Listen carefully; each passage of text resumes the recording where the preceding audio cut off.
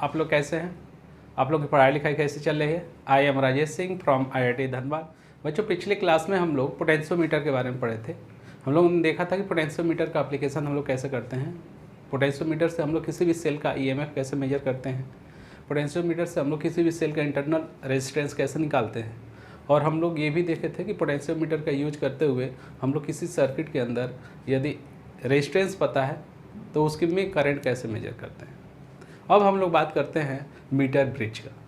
तो बच्चों, metre bridge जो है ये इंस्ट्रूमेंट यूज आता है मेनली किसी भी सर्किट का रेजिस्टेंस मेजर करने के लिए। तो लिखिए, पहला पॉइंट ये, तो it is use for measurement of resistance in electrical circuit. अगला पॉइंट बच्चों मीटर ब्रिज जो होता है ये व्हीटस्टोन ब्रिज के प्रिंसिपल पे वर्क करता है। अब हम लोग डायग्राम बनाएंगे और हम लोग देखेंगे कि एक तरफ व्हीटस्टोन ब्रिज और एक तरफ जो मीटर है मीटर ब्रिज, दोनों को कंपेयर करेंगे और इनका फिर हम लोग एप्लीकेशन देखेंगे। चलो बच्चों, सबसे पहले ये देखते हैं हम लोग व्हीटस्टोन ब्रिज। तो व्हीटस्टोन ब्रिज में यदि P/Q is equal to R/S हो जाए, P/Q इक्वल टू R/S, तो हम लोग कहेंगे कि ये बैलेंस व्हीटस्टोन ब्रिज है और उस समय इसके थ्रू जो करंट की वैल्यू होती है वो 0 होती है। In balance Wheatstone bridge potential of point B is equal to potential of D and I in galvanometer 0 होगा। गैल्वेनोमीटर से करंट 0 होगी। अब सेम प्रिंसिपल पे ये वर्क करता है।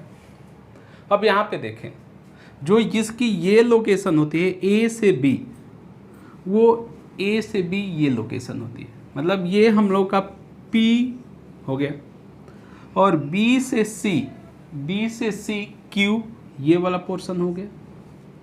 और इसी तरह A से D ये रेजिस्टेंस बॉक्स होता है R वाली पोजीशन, और D से C में अननोन रेजिस्टेंस S की पोजीशन होती है। अब इस मीटर ब्रिज के अंदर हम लोग क्या करते हैं कि यहाँ पे रेजिस्टेंस बॉक्स रखते हैं और इधर हम लोग अननोन रेजिस्टेंस को इन दोनों के बीच में ऐड करते हैं। और ये जो वायर होता है, इस वायर का लेंथ 1 मीटर होता है और इसी की वजह से इसका नाम मीटर ब्रिज होता है। अब हम लोग इस पॉइंट से गैल्वेनोमीटर ऐड करते हुए जौंकी यहाँ पे लाते हैं और इसको हम लोग आगे पीछे करके बैलेंस करते हैं। जब इसके अंदर करंट की वैल्यू 0 हो जाती है तो उस समय हम लोग कहते हैं कि ये बैलेंस हो गया। यदि ये बैलेंस हो गया तो व्हीटस्टोन ब्रिज के रूल्स के अनुसार क्या होगा, तब सब लोग देखें, ये नॉन रेजिस्टेंस है, ये अननोन है, तो यहाँ से हम लोग लिखेंगे P/Q is equal to R/X। अच्छा, P/Q के जगह हम लोग लिख सकते हैं P जो रेजिस्टेंस होगा वो होगा रो टाइम्स L, ये होगा rho times 100 minus L that is equal to R/X। Rho cancel हो गया तो L/100 minus L equal to P/X। X unknown resistance, ठीक है। इसको ऐसे भी कह सकते हैं, ये डिवाइड बाई ये इक्वल टू ये डिवाइड बाई ये, या ये डिवाइड बाई, तो ये आप लोग याद रखेंगे। जहाँ P नॉन रेजिस्टेंस है, X अननोन रेजिस्टेंस है, लेंथ L बैलेंस हुआ। अब बच्चों, एक बात मैं यहाँ पे और डिस्कस करना चाहता हूँ, इस बात को ध्यान से समझें।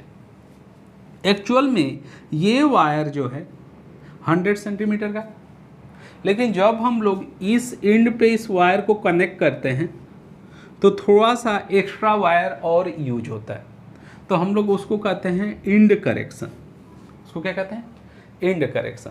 तो एंड करेक्शन वाला पोर्शन को भी थोड़ा सा हम लोग केयर कर लें, तो हम यहीं पे मिटा के लिखते हैं, उसको भी देख लेते हैं। मान लो इस एंड पे एक्स्ट्रा जो वायर लगा वो ΔXQ लगा और इस वायर पे जो एक्स्ट्रा वायर लगा वो ΔXP लगा। तो हम लोग अब क्या बोलेंगे, सब लोग यहाँ ध्यान से देखें, हम लोग बोलेंगे कि P/Q is equal to R/S S के जगह पे अननोन रेजिस्टेंस एक्स है। अच्छा, पी वाला अब रेजिस्टेंस कितना हो जाएगा, तो ये होगा rho times L plus delta X P divide by rho 100 minus L plus delta X Q is equal to P by X. फिर से ये रो कैंसिल हो गया, तो L plus delta X P by 100 minus L plus delta X Q equal to P by X. इस बात को focus करो यहाँ पे, जो एक्स्ट्रा वायर, जैसे इस एंड पे हम लोग जब 100 सेंटीमीटर वायर जो था उसको कनेक्ट कर रहे थे, तो हम लोग को 100 सेंटीमीटर से ज़्यादा वायर लगा, वो डेल्टा एक्स पी यहाँ ज़्यादा लगा और यहाँ delta X Q. Late assume, एक एग्जांपल की बात करते हैं। मान जाओ कि हम लोग की जॉकी इस 20 सेंटीमीटर की दूरी पे बैलेंस होती है। मान जाओ कि यहाँ से 20 सेंटीमीटर की दूरी पे ये बैलेंस होती है और इसका इंड करेक्शन 1 सेंटीमीटर है और इसका इंड करेक्शन 2 सेंटीमीटर। तो हम लोग बैलेंस करते समय क्या लिखेंगे, सब लोग यहाँ ध्यान से देखो, ये 20 न लिख के हम लोग लिखेंगे कि 20 + 1 डिवाइड बाई, इधर कितना हुआ, 100 में से 20 गया तो 100 माइनस 20, इंड करेक्शन कितना +2, date is equal to R/X। ये बात समझ में आया। अच्छा, दूसरी बात ये कि जब एग्जाम्पल के अंदर इंड करेक्शन नहीं मेंशन किया गया तब आपको इसके बारे में सोचने की ज़रूरत नहीं है। और जब इंड करेक्शन मेंशन किया गया है और दोनों इंड पे अलग अलग बताया गया है तो अलग अलग बताया गया है तो अलग अलग लेंगे, और दोनों पे इक्वल बताया गया है तो इक्वल लेंगे। ये बात क्लियर समझ में आ गई। तो ये ध्यान रहे कि यदि इंड करेक्शन एग्जाम्पल के अंदर या क्वेश्चंस के अंदर यदि आपसे नहीं दिया गया है तो आपको नहीं लेना है, और दिया गया है तो जितना वैल्यू जिस इंड पे दिया रहेगा उतना लेना है। तो ये बात ध्यान रहे, इतना डिवाइड बाई इतना equal to L divide by 100 minus L. ठीक है, चलो इससे रिलेटेड एग्जाम्पल। चलो बच्चों, ये मीटर ब्रिज पे बेस्ड एक एग्जाम्पल है जो AIEEE 2008 में आया हुआ था। इस एग्जाम्पल के अंदर ये बोला जा रहा है कि shown in the figure is a metre bridge setup with null deflection. मतलब इसके अंदर अभी करंट की वैल्यू क्या है, 0 है, नॉल डिफ्लेक्शन है। In the galvanometer the value of unknown resistance R, जो ये R है ये अननोन रेजिस्टेंस है, इसकी वैल्यू पता करना है। अब हम लोग को पता है बच्चों कि ये L है, तो ये वैल्यू क्या होगा, 100 माइनस एल होगा। अच्छा ये बताओ, 100 माइनस एल होगा, ये 20 है तो ये वैल्यू कितनी आ जाएगी, 80 सेंटीमीटर।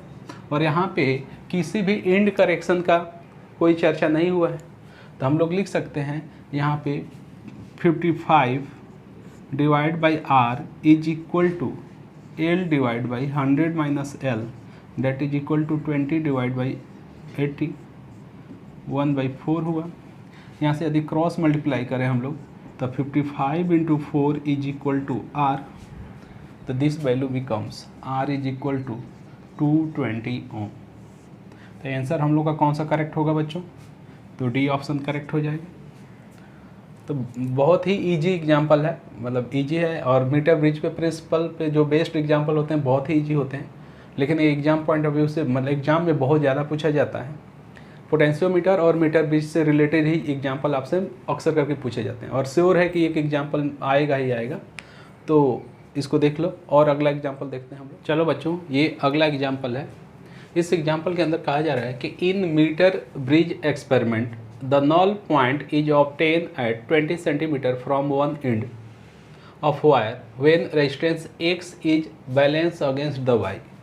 तो हम लोगों को ऐसा बोला गया है कि X by Y is equal to 20 divide by 100 minus 20, that is equal to 20 divide by 80, 1/4।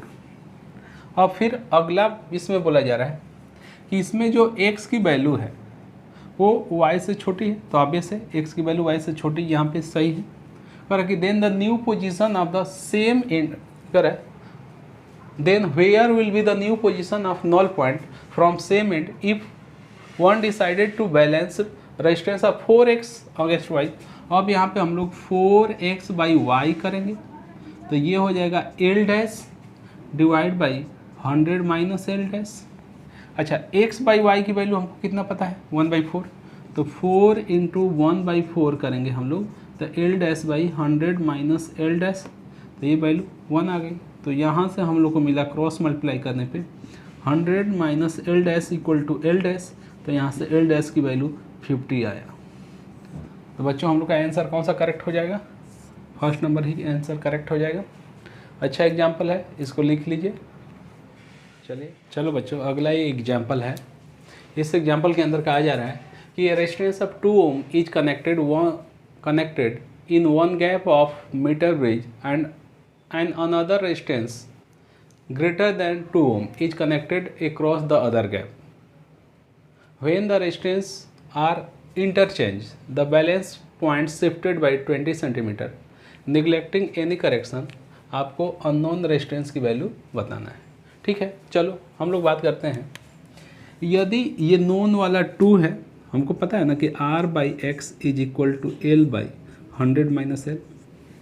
यदि हम लोग सोल्यूशन की बात करें मीटर ब्रिज में, अब यहाँ पे देखो R की वैल्यू 2 है और X की वैल्यू 2 से बड़ी। अब ये वैल्यू L आया, ये 100 माइनस एल। ठीक है, अब हम लोग सेकेंड केस की बात करते हैं। जब इनको इंटरचेंज करेंगे, तो इंटरचेंज करेंगे तो क्या हो जाएगा, R की जगह पे अब अपोजिट होगा, तो this is the X divide by 2 is equal to, अब जो गैप आया है वो 20 सेंटीमीटर शिफ्ट हुआ। तो पहले वैल्यू L थी, अब जिस साइड में R था जो छोटा वाला था, उस साइड में अब बड़ा वाला आया, तो लेंथ बढ़ेगी। तो इस बार हम लोग इसको लिखेंगे L plus 20 divide by 100 minus L minus 20, L plus 20।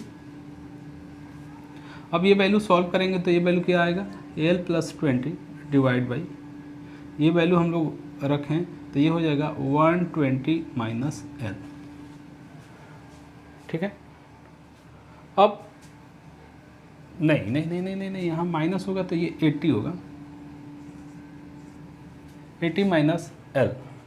ठीक है, अब चलो इसको हम लोग एक काम करते हैं कि इनको सॉल्व करते हैं। नीचे ही दिखाना होगा या तो देखो बच्चों, यहाँ से यदि हम लोग इसको उल्टा कर दें तो ये वैल्यू आया। अब ये और ये सेम है तो ये वैल्यू भी सेम होगी, तो इसको हम यहाँ पे लिख लेते हैं L divide by 100 minus L is equal to 80 minus L divide by L plus 20। अब यहाँ पे हम लोग फोकस करते हैं, इसको क्रॉस मल्टीप्लाई यदि हम लोग करेंगे तो L स्क्वायर प्लस 20L, इसको इधर क्रॉस मल्टीप्लाई करेंगे तो ये आएगा 8000, फिर इसको इसमें मल्टीप्लाई करेंगे तो माइनस 100L, इसको करेंगे तो minus 80L plus L square, तो L स्क्वायर कैंसिल हो गया। ये इधर लाएंगे तो 200L इज इक्वल टू, तो L is equal to, L यहाँ से निकल के आ जाएगा बच्चों, डेट इज 40। अब L की वैल्यू जब 40 आ गया तब यहाँ पे आओ, L की वैल्यू 40 आ गया तो L की वैल्यू हम लोग यहाँ पे रखते हैं, L की वैल्यू यहाँ रखते हैं, तो 2 divide by X is equal to 40, 100 minus 40 करेंगे तो 60 आएगा, डेट इज इक्वल टू 2/3, तो यहाँ से x की वैल्यू 3 ओम निकल के आएगी। तो हम लोग का आंसर कौन सा हो जाएगा, पहला ऑप्शन करेक्ट हो जाएगा। अच्छा क्वेश्चन है बच्चों, देख लो इसको कैसे किए थे, सब लोग एक बार रिपीट कर देता हूँ, देख लीजिए। पहले केस में कहा है कि ये जहाँ पे भी बैलेंस हो, मान जाओ कि L डिस्टेंस पे बैलेंस हुआ है, तो R/X, R की जगह पे 2 रखेंगे, X की वैल्यू नहीं पता है लेकिन X की वैल्यू बड़ी है तो L बाई इतना। अब हमको पता है कि ये बड़ा है, अब ये कह रहे हैं कि इसको इंटरचेंज कर रहे हैं, तो जहाँ पे 2 था वहाँ पे X हो जाएगा और X की जगह पे 2 हो जाएगा, तो X/2। तो अब ये वैल्यू बड़ी हुई तो L की वैल्यू पहले से बढ़ा होगा, और शिफ्ट कितना हुआ 20, तो वैल्यू बढ़ के कितना होगी L प्लस 20, तो ये 100 माइनस L प्लस 20। अब इसको यहाँ से हम लोग रिवर्स कर दिए तो ये आ गया। अब इन दोनों को हम लोग कंपेयर किए, सॉल्व किए तो L की वैल्यू आ गई, और L की वैल्यू हम लोग इस इक्वेशन में रख दिए तो X की वैल्यू निकल के आ गई। कॉपी कर लीजिए, बहुत ही अच्छा क्वेश्चन है। चलो बच्चों चलो बच्चों, ये अगला एग्जाम्पल है जो बेस्ड है on principle of metre bridge, जिसमें इंड करेक्शन वाला पोर्शन दिया हुआ है। इस क्वेश्चन के अंदर कहा जा रहा है कि a metre bridge is set up as shown in figure. ये फिगर में एक मीटर ब्रिज का सेटअप है, ये अननोन है, ये 10 ओम है, ये दिया गया है। और ये बोला जा रहा है कि ये जो है 52 सेंटीमीटर है। तो ये कितना बचा बच्चों? ऑब्वियस है 48। साथ में एक बात और बोला गया है, the end correction are 1 centimetre and 2 centimetre. यहाँ पे इंड करेक्शन है, डेल्टा एक्स ए की वैल्यू है 1 सेंटीमीटर और 2 सेंटीमीटर है बी पॉइंट पे। यहाँ पे डेल्टा एक्स बी की वैल्यू 2 सेंटीमीटर है।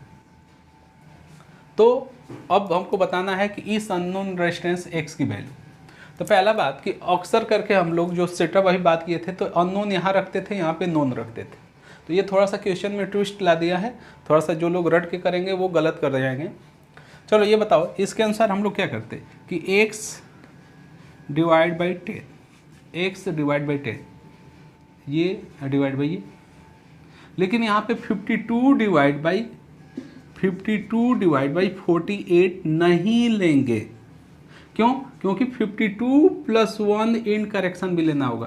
तो हम लोग को क्या लेना होगा बच्चों? यहाँ पे ध्यान दो, 52 प्लस 1 इंड करेक्शन, ये दूरी, और ये 48 प्लस 2, तो डैट इज इक्वल टू, ये हो गया 53 डिवाइड बाई 50। तो x की वैल्यू हो जाएगा 53 डिवाइड बाई 5, तो ये वैल्यू हो जाएगी 10.6।